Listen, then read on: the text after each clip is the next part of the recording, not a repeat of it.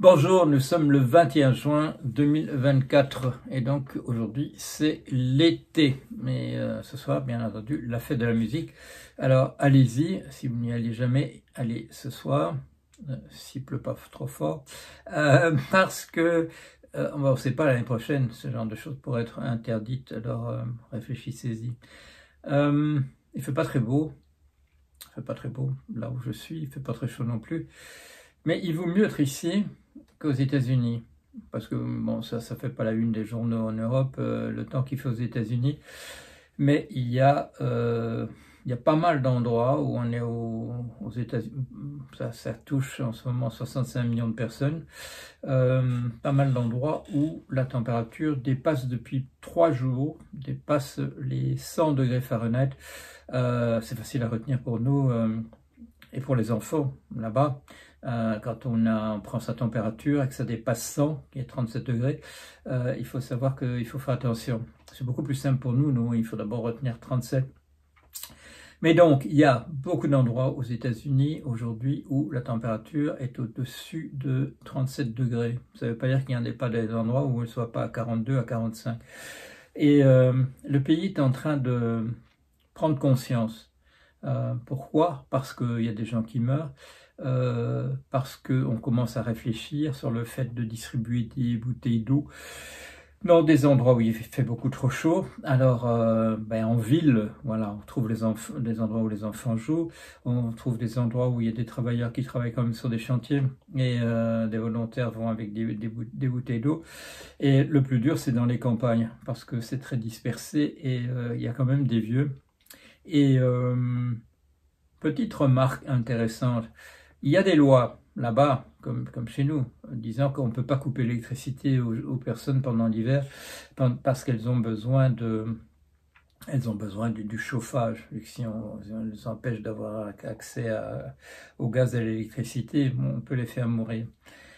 Dans des endroits comme le Texas, Californie, New Mexico, Arizona, et encore d'autres États du Sud, Louisiane, Floride, Alabama, on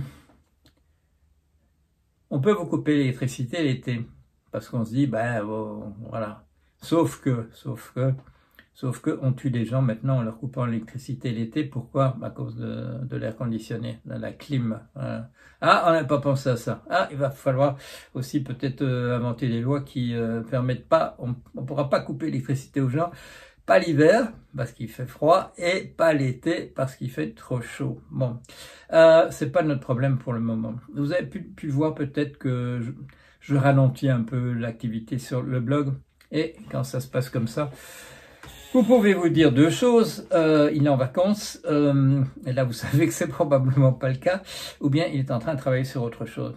Et dans ce cas-ci, je vais vous donner la raison, mais elle est évidente, la plupart d'entre vous auraient pu la deviner. Je participe à ma manière aux législatives en France. De quelle manière? On me consulte, voilà. Et c'est pas un parti de gauche, c'est plusieurs partis de gauche. Sur certains sujets, c'est 3 partis de gauche. Et je ne refuse bien entendu pas mes avis. Sur quoi est-ce qu'on me consulte?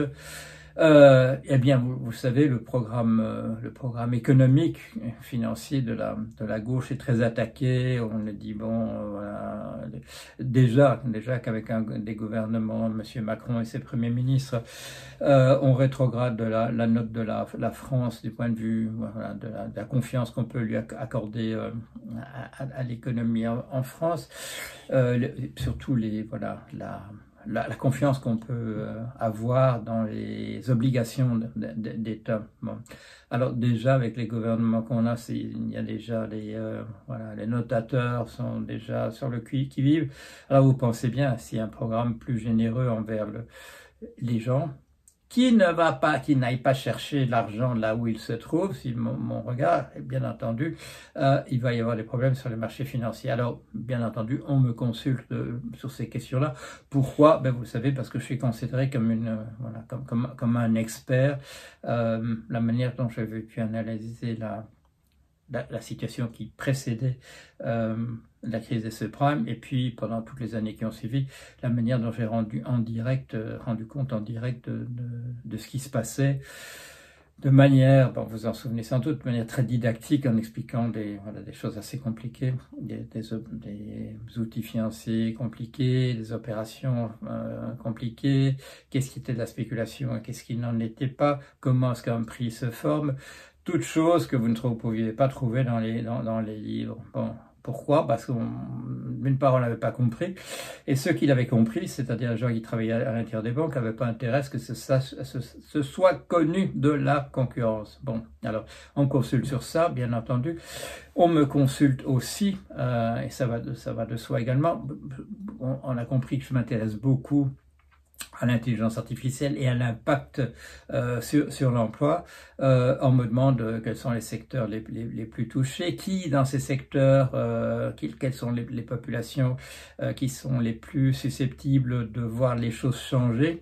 Et là, ce sont les travailleurs intellectuels, mais pas du top. Voilà, les gens des niveaux moyens et inférieurs, ce sont eux dont la productivité est boostée, comme on dit aujourd'hui, considérablement par l'aide que ces LLM, ces grands modèles de langage, peuvent offrir. Est-ce que ça veut dire qu'il y a beaucoup d'emplois qui disparaissent? Non, parce que ce sont plutôt des tâches, et une personne qui peut gagner du temps sur une tâche peut aller travailler sur quelque chose d'autre. Ce qui n'est pas très compliqué, parce qu'en général, de toute manière, les gens sont débordés, et on peut, si on sauve un peu si on peut épargner un peu de son temps sur une tâche, on peut aller travailler sur une autre. Alors voilà, ça, ce sont les choses sur lesquelles on me consulte. On a raison de me consulter. Si vous faites partie d'un parti de gauche qui ne fait pas partie de ceux qui me consultent en ce moment, n'hésitez pas à m'appeler. On trouve facilement mes coordonnées sur mon blog, et j'arriverai à dégager encore un peu de temps pour vous parler de ces choses-là, et voilà, de vous donner les conseils qui sont nécessaires. Bon, alors certains d'entre vous se sont dit, est-ce qu'on est le 7 avril? Est-ce qu'on consulte vraiment Jorion sur ces trucs-là? Eh bien, non, on n'est pas le 1er avril, mais la réalité, c'est qu'il n'y a absolument personne qui me consulte sur ces questions-là, ni à gauche, ni ailleurs. Je suppose qu'ils pensent qu'ils savent exactement tout ce que je viens de déjà dire, ou bien qu'on trouve tout ça sur mon blog, mais c'est pas ça, parce que des discussions de ce type-là ont eu lieu avant, à d'autres époques. Et qu'est-ce qui fait reculer les gens, mes interlocuteurs? C'est parce que une chose en entraîne une autre. Dès que j'explique un petit peu un truc, ça conduit à dire on va peut-être penser au revenu universel de base. Et là, vous le savez bien, j'ai fait des critiques approfondies. J'ai montré pourquoi ça peut pas marcher avec des arguments quand j'ai expliqué que ça pompe encore davantage sur l'économie et que ça accroît la richesse encore de ceux qui sont déjà les plus riches. Parce que ça saupoudre tout le monde, et en particulier ceux qui n'en ont pas besoin, parce qu'il y en a quand même dans nos sociétés des gens qui n'ont pas besoin de ça. Donc c'est pas une bonne mesure, etc.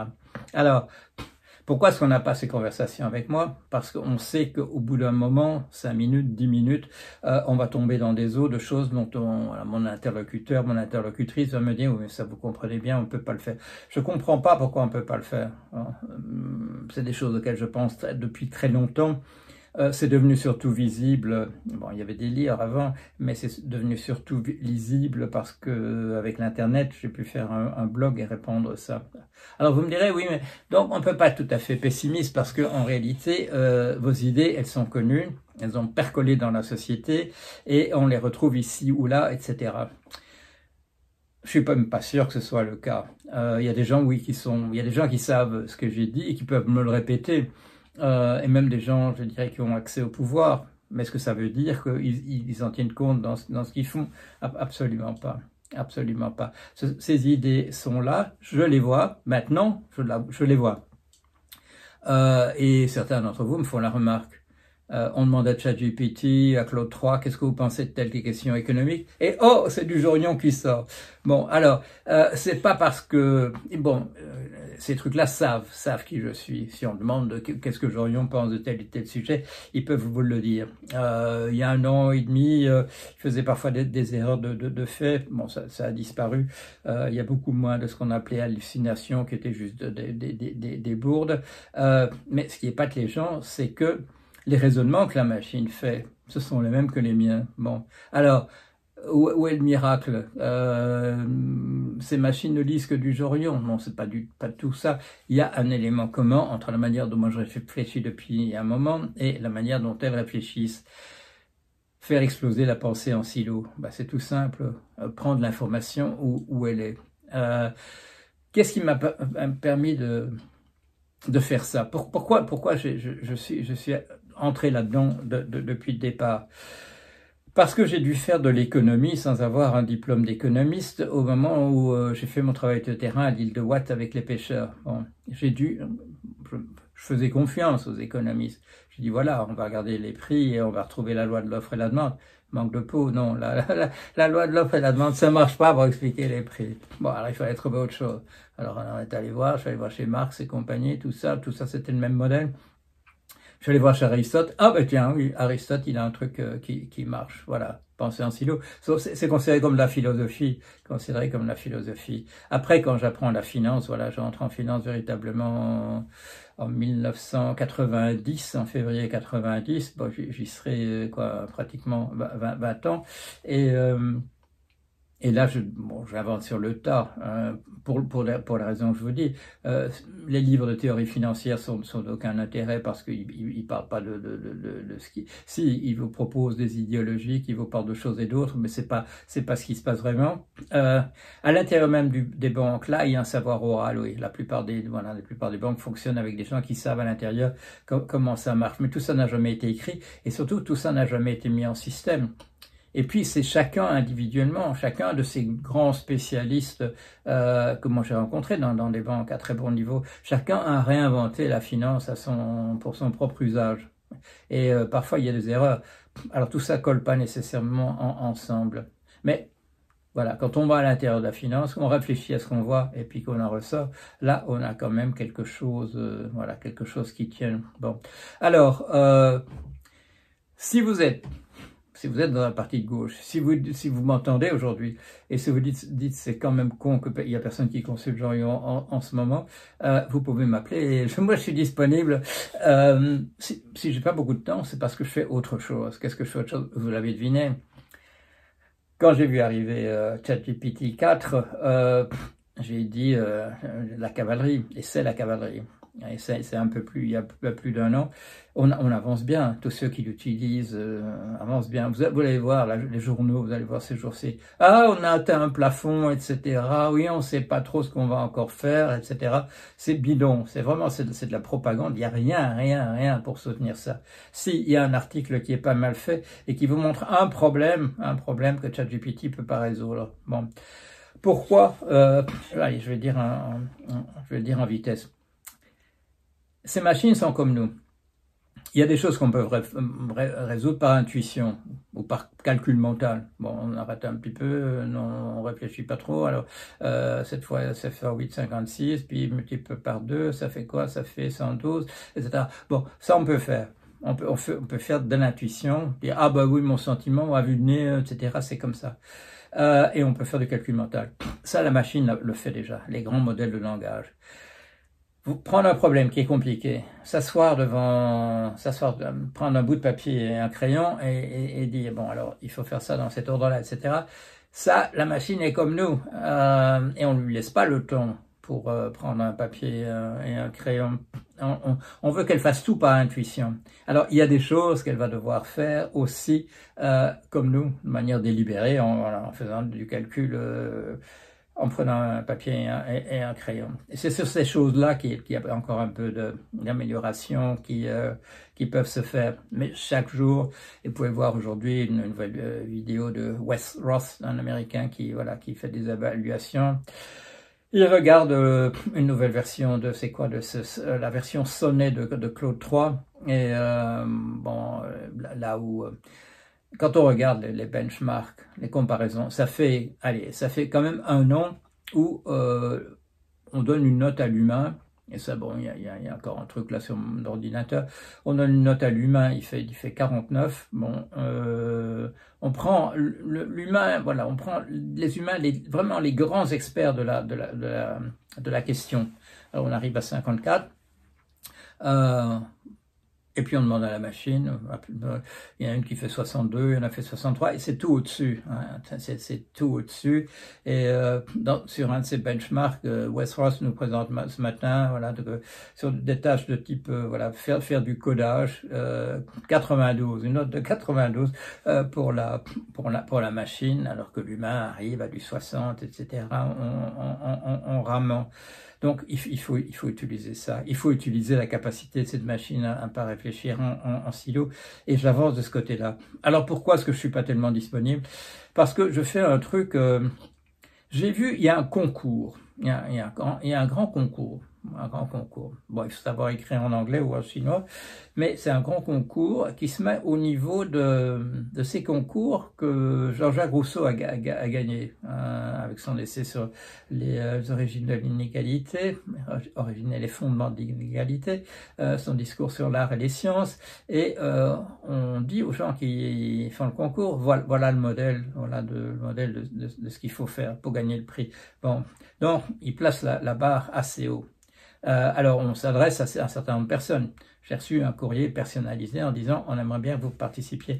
J'ai réfléchi un moment et c'est une manière de réfléchir au problème dans sa globalité, de faire un essai dans le style des essais que faisait Rousseau. Alors, c'est pas évident. La barre est placée haut et donc je travaille à ça depuis 2 mois et demi. La date des dépôts, le deadline, c'est le 30 juin, donc il va falloir que je m'y mette un petit peu pour terminer, mais je suis dans la dernière ligne droite. Mais du coup, ça demande un boulot quand même énorme. Là, il ne s'agit pas de dire des conneries, il ne s'agit pas de recycler des trucs de Claude 3 ou de ChatGPT. Non, il faut venir avec voilà. Il faut produire quelque chose du niveau que la machine ne peut pas encore atteindre sur ces trucs-là. C'est pas évident. On m'envoie hier soir. Il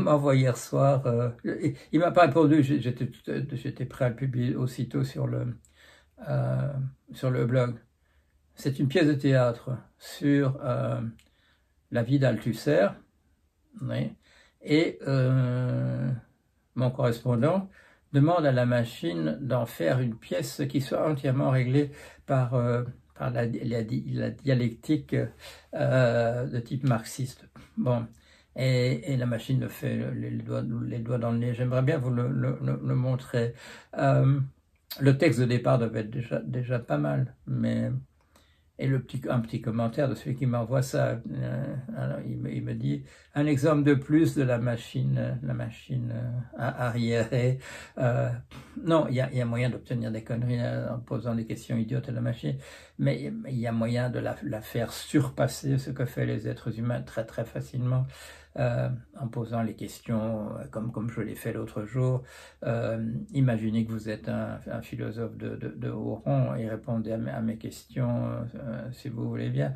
Bon, et la machine répond comme un philosophe de haut rang. Si vous lui dites vous êtes expert dans tel domaine en mathématiques et je vous pose cette question, la machine répond comme l'expert dans ce domaine-là. Elle a accès à tout ça. Oui, il y a des trucs, voilà, où elle doit s'asseoir comme nous et faire un raisonnement de manière un peu délibérée. Là, il y a encore un peu de progrès à faire, mais elle va faire comme nous. C'est là qu'on peut mobiliser tout ce que l'intelligence artificielle a fait dans le domaine de ce qu'on appelle le symbolique, des algorithmes pour résoudre des problèmes. Il n'y a pas de raison de lui demander de faire intuitivement tout ce que nous faisons par des raisonnements compliqués. Si on connaît la formule, la machine peut l'utiliser aussi. Voilà. Alors, donc, je termine. J'ai commencé par une petite plaisanterie qui vous étonnera pas, mais on peut m'appeler. De toute manière, mon essai, je devrais avoir terminé ça. Je voudrais être prêt lundi matin.